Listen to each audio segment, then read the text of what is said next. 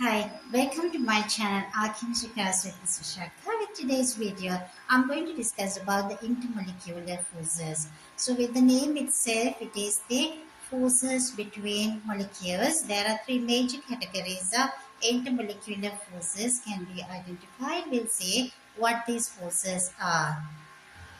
The first category is the instantaneous dipole-induced dipole interactions. This is kind of the weakest intermolecular force, and sometimes this is known as London forces. And this is the weakest intermolecular force which present in any sample of molecules, even including the noble gases as well as the alkanes.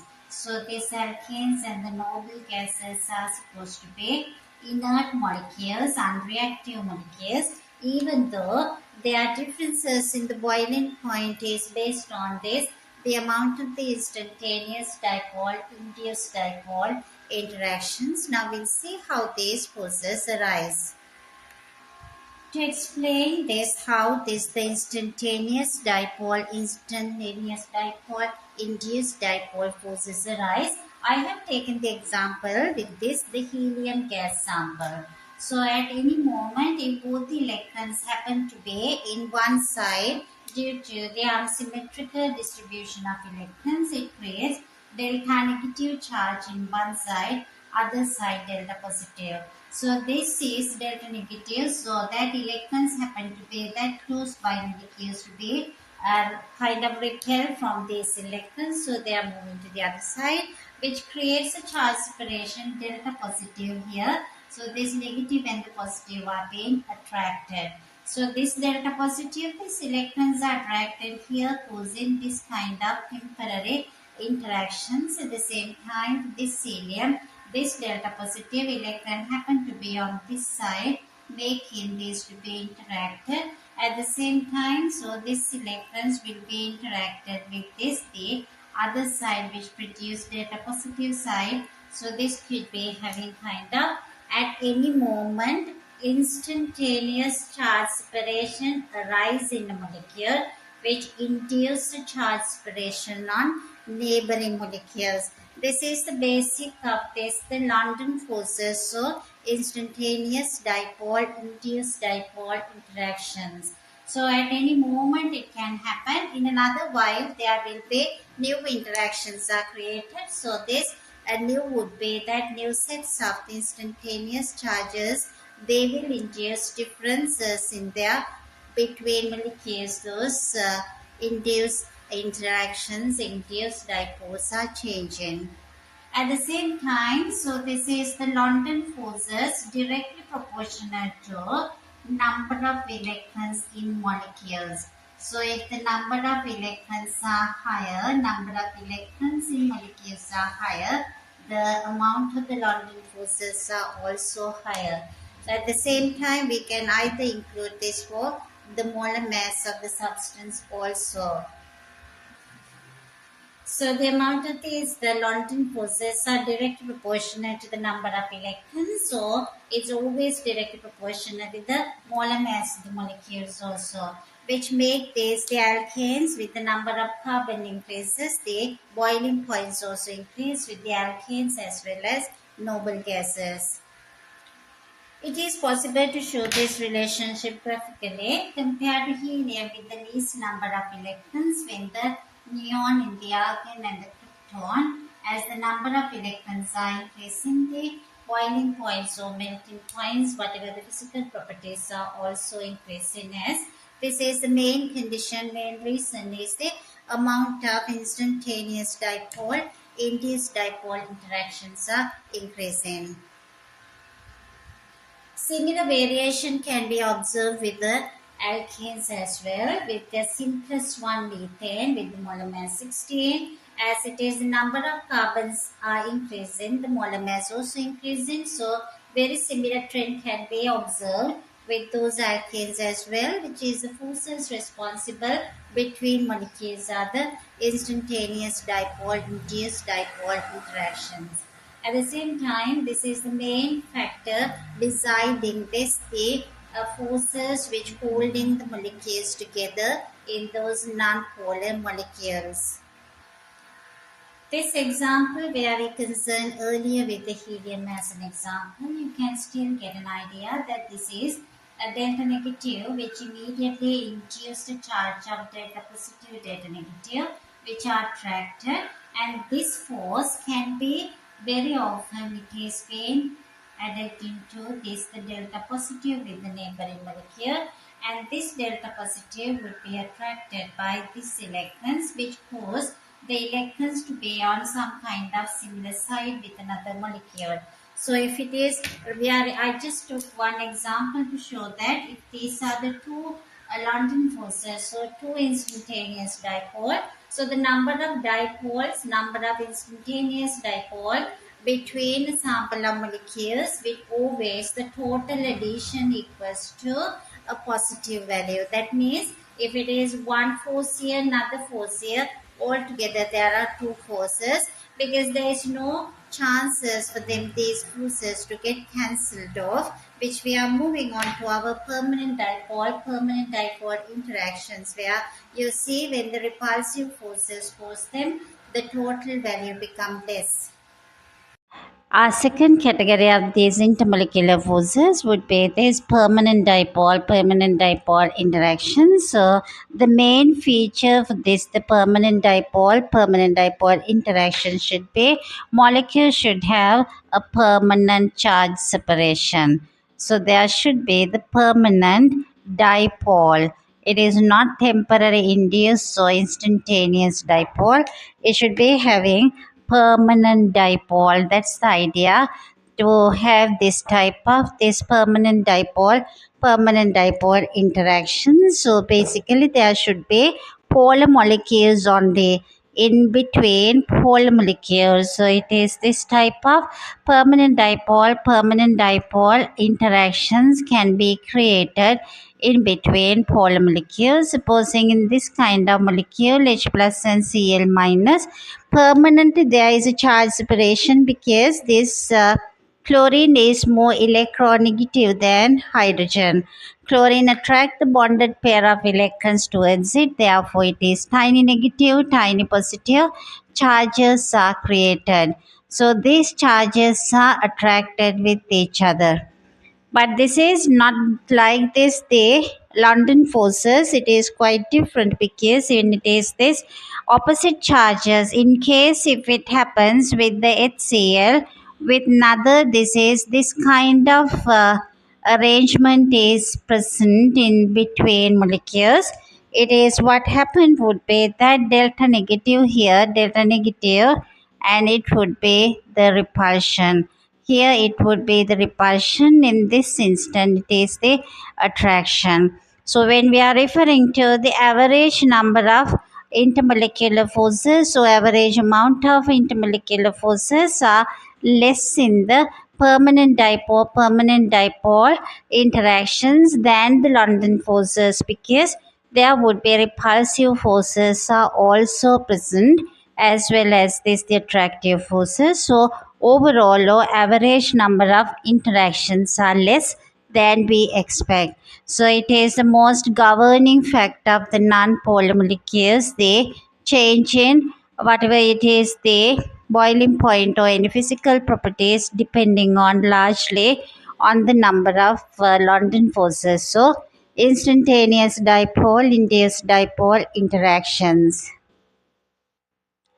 The good example is the difference between the boiling temperature of HBr and the Br2. So in this case, the molar mass would be 81 and the molar mass would be 160. So it is the HBr is the permanent dipole having here, because there would be this charge separation due to electronegative difference, but the boiling point of Br2 is much higher even though it's a non-polar molecule. So the governing factor here is there are lots of instantaneous dipole, induced dipole interactions are present between bromine molecules, but even though this is processing, even though the HBr molecules contain permanent dipole interactions, it is overweighed by number of London forces. This is mainly because the London forces are always adding together, but dipole-dipole interaction, there is an average out value of attractive and the repulsive forces. So bromine is a liquid at room temperature, but HBr is a gas having low boiling point than the bromine. So this is a really good example to identify the strength of the HBr is having the permanent dipole forces are even though it is this the deciding factor is the number of instantaneous dipole and the induced dipole interaction deciding the boiling point. This is the third type of intermolecular forces, which is known as the hydrogen bonding. It is the strongest intermolecular force it generates when oxygen, nitrogen, fluorine. These are the most electronegative three elements. When one of this one is directly attached to hydrogen, so this can be produced between its molecules. So requirement has to be there should be electron pair.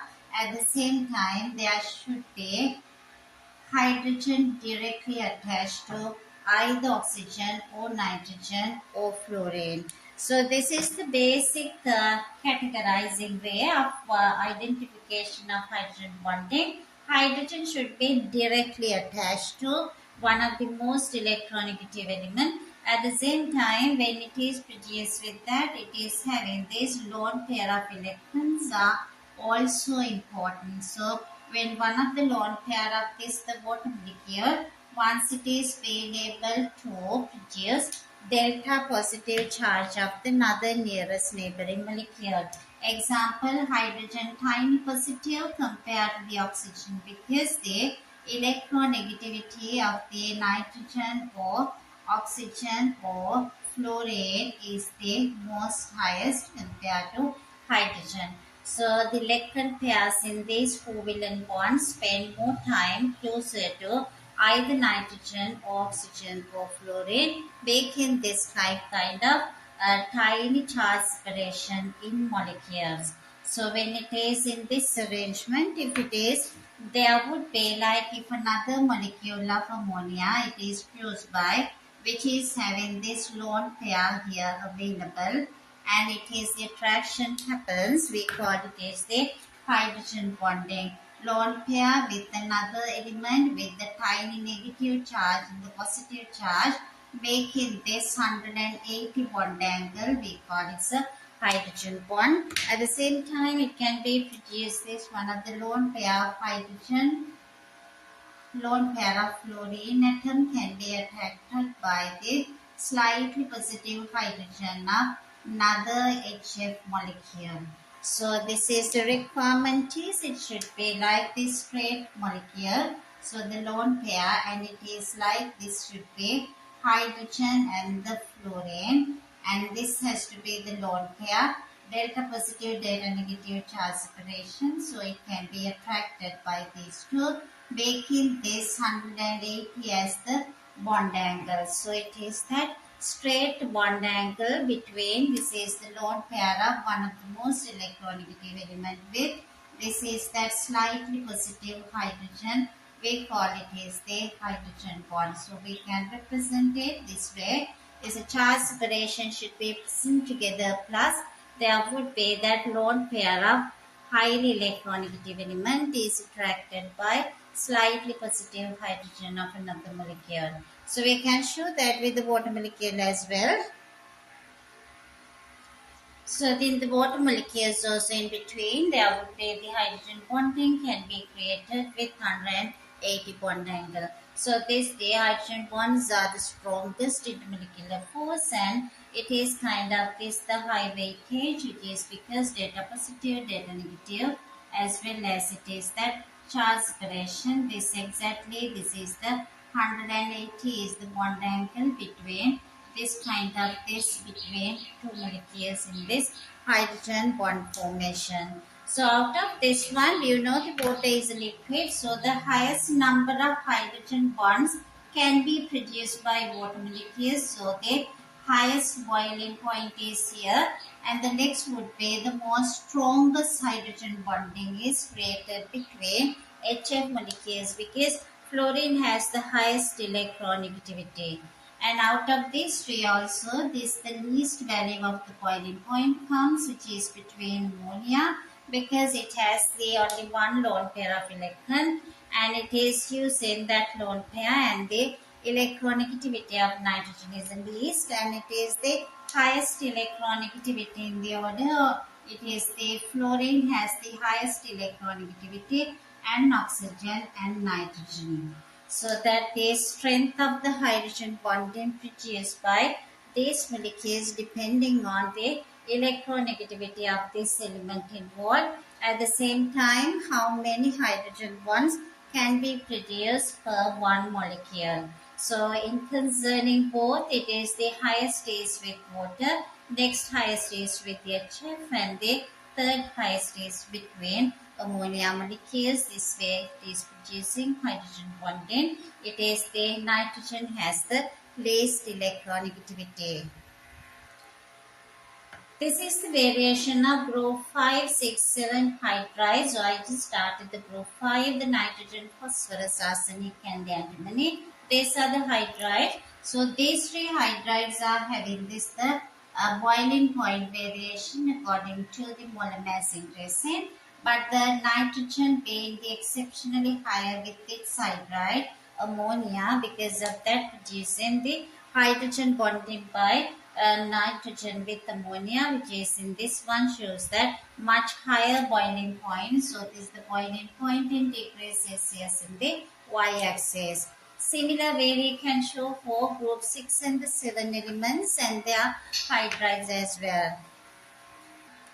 This is the variation of group 6 hydrides. So this the water become an exceptionally higher compared to the other three increase depending on their molar mass increase, the number of intermolecular forces increase, especially the London forces increase with these three. Water shows the exceptionally higher value due to the presence of hydrogen bonding between water molecules. The last one is the group 7 hydrides. You can see that it is the exceptionally higher value for the boiling point is with this HF because hydrogen bonding is present between HF molecules, but the other three having this kind of increasing value due to the presence of this kind of increase in the amount of the London forces, which is the highest with the iodine. So the HI between HI molecules, it is the highest amount of the London forces are present. I hope you understood this video, the presentation about the intermolecular forces. So hope to meet up you soon with another video. Thank you.